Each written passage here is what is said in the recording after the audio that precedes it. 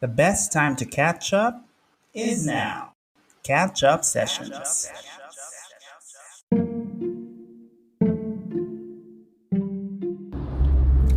Hello there, it's Mark Laguna. You're tuned in to Catch Up Sessions, the introspection season. I'm excited to tell you that very soon we might have, or we should have, or we will have, claiming it, someone else on board to give you their own introspection. And we get to bounce off recent learning realizations or what have you, just so you don't get tired of always listening to me. But for today, it's just me, myself, and I, and we're kicking it off this work week with a nice topic that I wanted to unpack a little bit more coming off of the weekend, which is all about the concept of rest. R-E-S-T. Rest. Yes, quick anecdote, because this is not the first time that it happened to me. But yesterday, which is a Sunday, after my morning activity, which was tennis, and then church service after that, lunch with friends, which extended to some afternoon snacking and hanging out. I went home, I think around 5-ish, or a little before that. I was not feeling so energetic, aka I was just tired. Oh, hello, motorbike on the side. And so I thought I will take a late afternoon nap, which I suppose is not ideal, but what's the harm, right? The thing is, I woke up around 9 p.m. post that nap. And what else is there to do after that?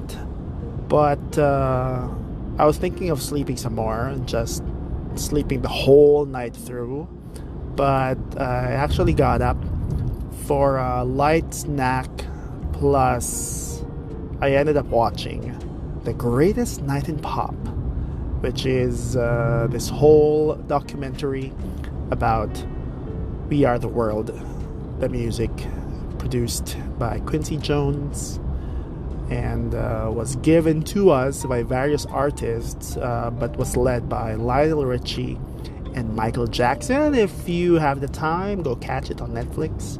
Random insert. But all that to say, that is also part of my rest and recovery for the weekend. Before this one time, I did say that it wasn't the first time. A couple of weeks back, after a crazy night out, fun one, where I ended up, I guess, getting home at 3 a.m. and then worked the following day. That following day, as soon as I got home, also 5-ish, again a nap, but in that time I actually woke up at 11, and to which I thought it was pointless to still get up, so I ended up sleeping in some more. Until the following morning. What was all that story about? Number one, it's a declaration that, man, I'm old. My recovery time and the amount of sleep that I need to just get that fresh boost is a lot more versus in my youth. I mean, sleep is important. I hope you already know that for a fact.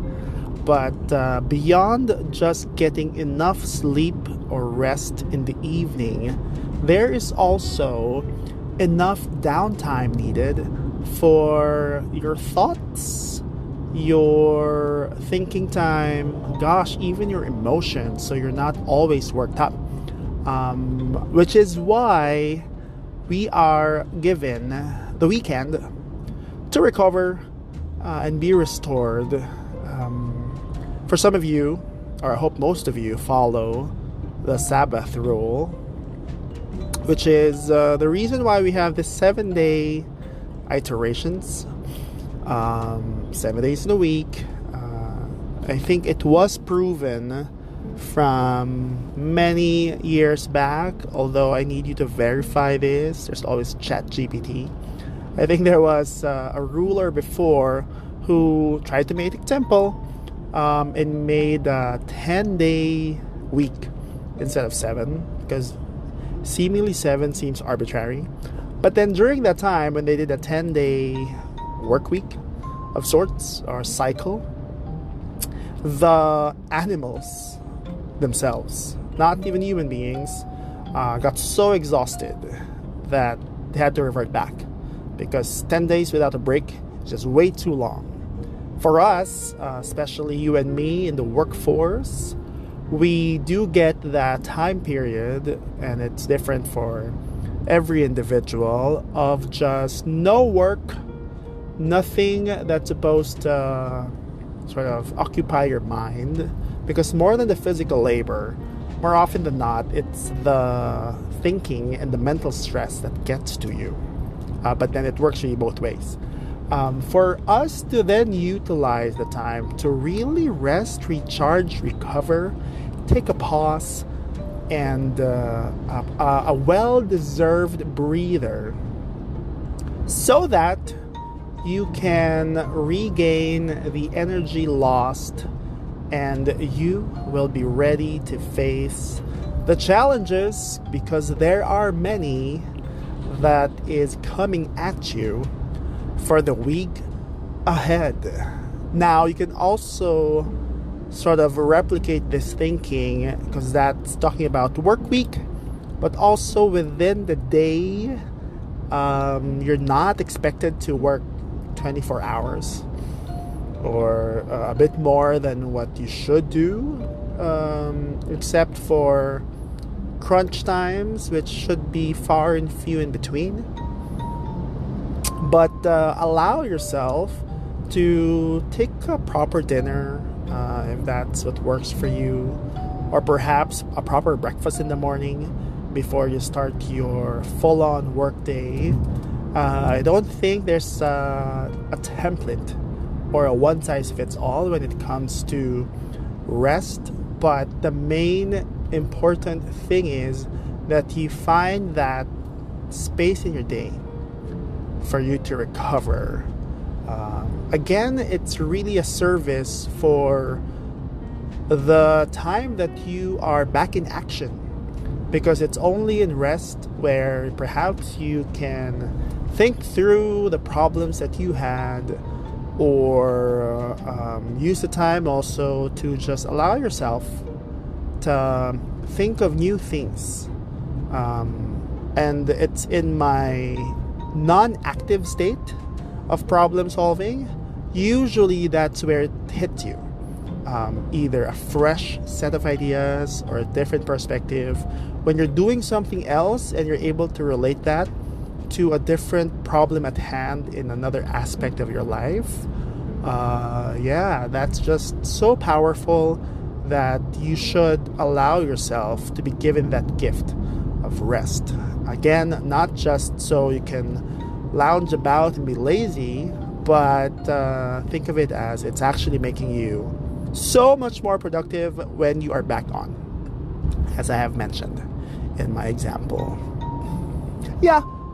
So this one, I just want to insert, there is a difference between proper rest versus just lazing away, because what some people, aka myself also, do is to be lost in your social media on your phone.